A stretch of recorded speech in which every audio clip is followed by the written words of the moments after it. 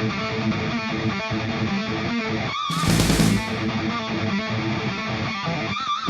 everyone, welcome back to the channel, welcome back to the Saturday SITREP.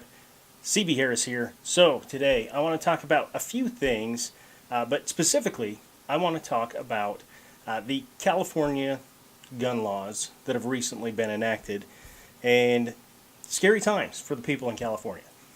Definitely having their rights infringed. Second Amendment rights, apparently that doesn't mean anything in the state of California because it's ridiculous, right? So, what is your hope for the future? I can tell you what mine is. I had a friend say, well, I hope the government steps in, the federal government steps in and tells California just they can't do that. Well, that's not the way it works, and I don't want that. I don't want federal government, okay, the executive branch or Congress or anybody like that. They shouldn't be stepping in there to do that sort of thing, because states have their own sovereign rights to govern their state. However, the court systems, okay, so the highest courts in California should be looking at it and saying that's unconstitutional and basically strike that out. But then I hear people say, well, yeah, but the people voted. So, I mean, come on. They voted for this. They wanted this. Well, California has already set that precedence. It's been a few years now. It's probably in the 2010 time frame.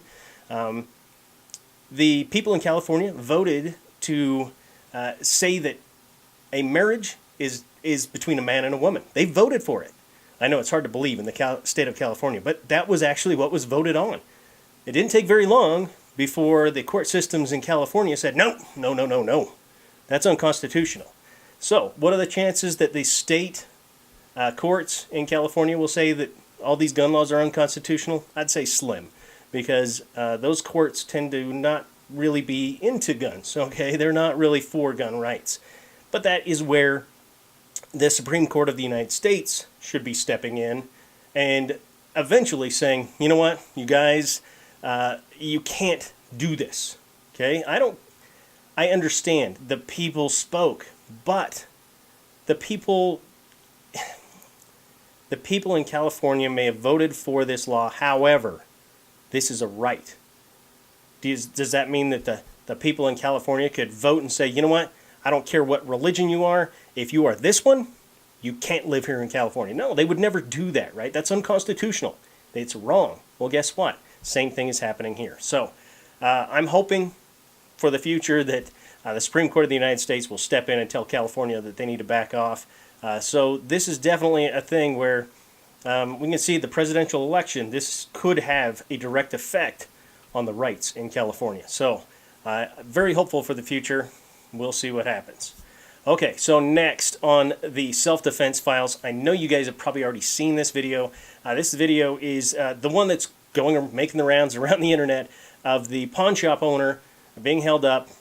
Two armed robbers come in. The guy, you can see the one guy on the video, he pulls out a second handgun. He gets shot. Now the question I have is, did they do the right thing? I believe yes, absolutely they did the right thing. Second, what happened after the fact? I've seen videos here and there. I couldn't find any clips of it to put up here, but where it kind of keeps going, okay? Keeps going after the fact, and I never saw them check to make sure that, one, he's not armed any longer, and two, is he by chance still alive? What do you guys think? Am I wrong? Am I completely, have I lost my mind completely? Let me know down in the comment section. I would love to hear from you guys. Okay, so next on what's new.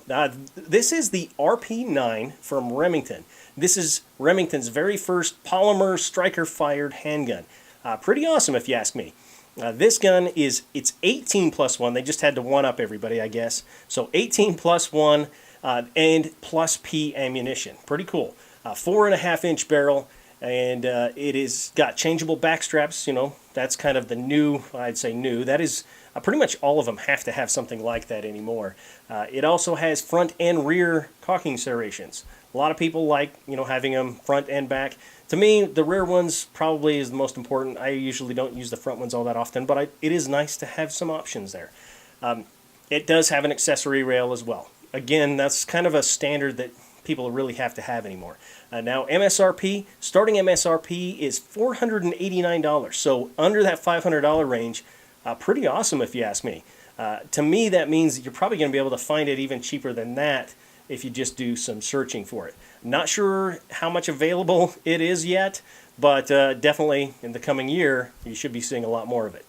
There's also another handgun, another version of it's going to be coming out. It's the RP45, so there's going to be a 45 ACP version sometime later this year, so be on the lookout for that. So anyway, guys, I hope you enjoyed the show today. If you did, it is always appreciated when you like and share the videos. If you're not a subscriber, find that subscribe button down below, put your crosshairs on it, and then pull the trigger on that mouse and come back and watch another video next Saturday, the Saturday SITREP, as well as on Thursday morning, we have the Gear Freak, where we take a look at different gear reviews, gun accessories, ammunition, handguns, things like that. So be sure to check all that out. Remember, your mind, that's your most important weapon, and it's vital to be armed with information.